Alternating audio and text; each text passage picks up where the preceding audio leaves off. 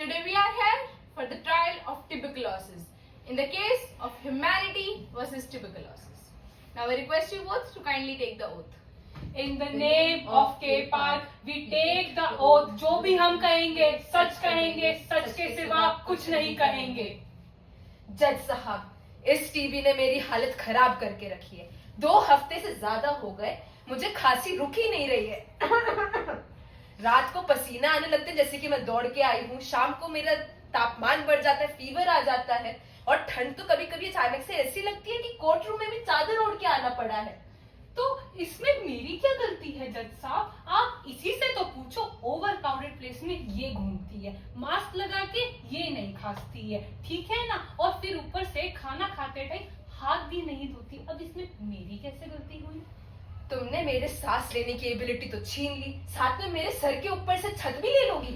इससे ऐसी छत के नीचे रहने से बढ़िया है तुम रहना ही बंद कर दो ना. जज साहब, साफ सुथरे तरीके से तो रहो. अरे तुम दोनों आपस में ही लड़ते रहोगे या कोई यहाँ लॉयर को भी बुलाएगा? माफ कीजिएगा जज साहब, मिल गई आपको फुर्सत? आप जरा मुद्दे पे आते हैं. जैसे कि आपने देखा ही है, टीबी ने कैसे मेरे क्लाइंट सुनीता को परेशान करके रखा है. इंसाफ चाहिए जज साहब, इंसाफ. देखिए, इस बारे में राय तो हमें सिर्फ एक एक्सपर्ट ही दे सकता है. डॉक्टर को बुलाया जाए. अरे जज साहब, आज मुझे कैसे याद कर लिया? अरे इनकी स्टोरी में इमोशन, ड्रामा, ट्रेजेडी सब है. सिर्फ एक डॉक्टर की कमी थी, तो सोचा आप ही को बुला लें. तो देखिए, अब बात ऐसी है कि सुनीता जी के लॉयर कह रहे हैं कि ट्यूबरकुलोसिस ने उन्हें बहुत परेशान कर रखा है. अभी ट्यूबरकुलोसिस के बारे में तो आप ही जानते हैं, तो जरा आप ही कुछ बता दीजिए. तो देखिए, ट्यूबरकुलोसिस एक बैक्टीरियल इन्फेक्शन जिसका नाम होता है माइकोबैक्टीरियम ट्यूबरकुलोसिस, उससे फैलता है, जो कि हवाओं से फैला जाता है. तो इसमें क्या होता है, जब कोई इन्फेक्टेड पर्सन खांसता या छींकता है तो उसके आसपास जितने भी लोग होते हैं वो सब इस इन्फेक्शन से एक्सपोज होते हैं. आमतौर पर अगर आप अच्छी दूरी बनाए हुए हैं या फिर आपने मास्क पहना हुआ है तो आप इन्फेक्ट नहीं होंगे. पर अगर इनमें से कुछ भी नहीं है तो ये इन्फेक्शन सीधे आपके फेफड़ों में जाता है और वहां इन्फेक्शन कॉज करता है. वैसे तो हमारी इम्यूनिटी इससे अच्छे से लड़के इसे एक शीथ में कवर करके, जिसे हम ग्रैन्युलोमा कहते हैं, इसे रोक लेती है.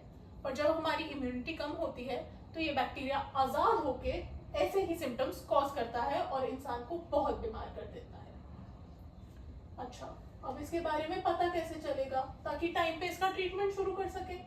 तो देखिए, हमारे पास आजकल बहुत सारे नए टेस्ट अवेलेबल हैं.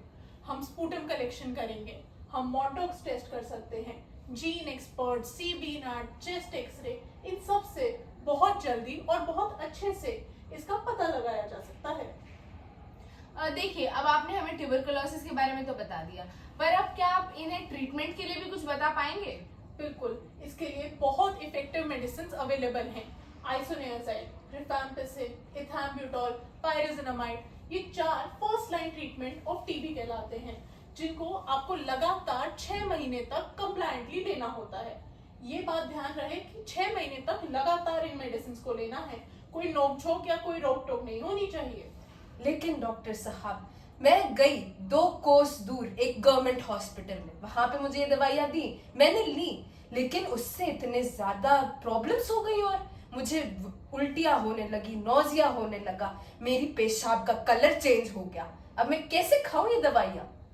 देखिए, ये दवाइयों के कुछ साइड इफेक्ट्स होते हैं जो आएंगे ही, पर ये हार्मलेस हैं. जब तक आप दवाई ले रही हैं तब तक हैं, उसके कुछ समय बाद ये अपने आप रुक जाएंगे.